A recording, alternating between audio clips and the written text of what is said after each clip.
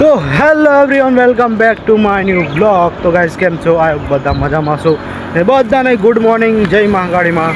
તો અત્યારે સવારના વાગ્યા છે 7 અને મારું વોકિંગ પત્યું છે એટલે હું જાઉં છું ઘરે. એક્સરસાઇઝ પણ પતાવી દીધી છે ને ઠંડી લાગે છે બટ મને નહીં લાગતી, કેમ કે હું દોડીને આવ્યો છું ત્યાંથી આગળથી. હવે જઈએ છીએ ઘરે અને બ્લોગ પણ અપલોડ કરી દીધો છે અને રોજ હું આ જ જગ્યા પર ચાલવા આવું છું, વોકિંગ કરવા માટે આવું છું. તો હવે જઈએ ફટાફટ ઘરે, નહીં તો વધારે મોડું થઈ જશે. તો ચાલો, હવે એક્સરસાઇઝ પણ પતી ગઈ છે મારી, તો ફટાફટ નીકળીએ ઘરે. આજનો બ્લોગ જલ્દી ચાલુ કરી દીધો છે. તો ચાલો, તો ગાઈસ અત્યારે વાગ્યા છે 8:20 અને જસ્ટ હું રેડી થઈ ગયો છું કોલેજ જવા માટે. અને પાછળ અમારા દાદી છે ને ટિફિન બનાવવા છે અમારા માટે. તો દાદી મને એવું કહે છે કે વિડીયો આ બધું બંધ કરી દે, ગાનો થઈ જાય. રાતે હું એડિટિંગ કરતો હતો તો મને કે હું બોલ કરે છે કે ઓનલાઈન જમ મને કે પાગલ થઈ જશે, ગાંડો થઈ જશે. તો ચાલો, હવે આપણું ટિફિન રેડી થઈ ગયું છે, બેગ બી પેક કરી દીધું છે. થોડી વારમાં નીકળીએ આપણે. અને આ છે અમારા દાદી, જે બનાવે છે રોટલી અમારા માટે. ગુડ મોર્નિંગ એમ કીધું. ગુડ મોર્નિંગ જે ગાઈસ, અમારા દાદીને ગુડ મોર્નિંગ બોલતા શીખવાડી દીધું છે મેં, મારા મોટા ભાઈ. તો ચાલો, હવે રેડી થઈ ગયો છું. થોડી વાર પછી નીકળીએ આપણે, થોડી વાર છે હજી. તો ગાઈસ, સવારે હું વોકિંગ કરવા જાઉં ને, દાદી મને કે વોકિંગ કરવા કેમ જાય છે, ચાલવાનું નહીં કે કેમનું થાય? હે શું થાય મારે? પગ દુખી આવે અને હું બધે જવાનું હોય. મને પગ નહીં દુખતા એટલે બધી મને પગ નહીં. તો મારા દાદી કે અહીંયા આટલામાં જ ચાલવાનું, બટ અહીંયા મજા નહીં આવે. રોડ પર હું જવાનું હોય. શું થાય? ઘરેથી નીકળી ગયો છું રેલવે સ્ટેશન જવા માટે. અને અમારા દાદીનું રિએક્શન તો કંઈક અલગ જ છે વિડીયો બનાવવાના કારણે. તો ચાલો, હવે વડોદરા જઈને મળીએ ડાયરેક્ટ આપણે. મિની બ્લોગ પણ સ્ટાર્ટ કરી અને એનું પણ શૂટ ચાલુ જ છે. તો ચાલો, બને અમારા બ્લોગમાં.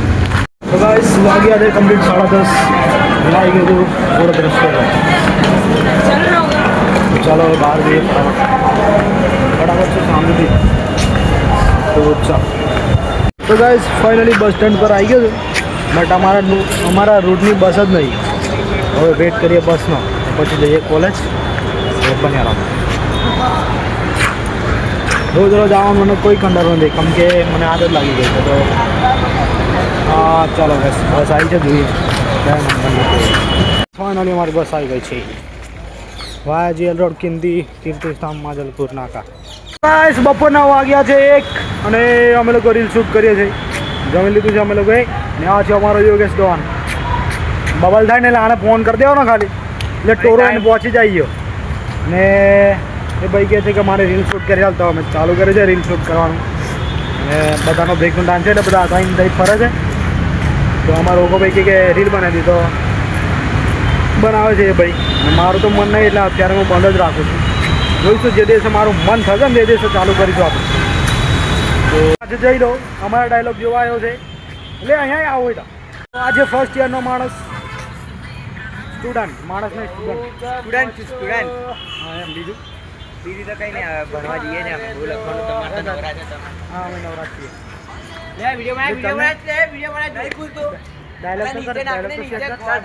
ખાલી ગાવાનું. ચાલો, રીલ શૂટ કરીએ પછી મળીએ આપણે.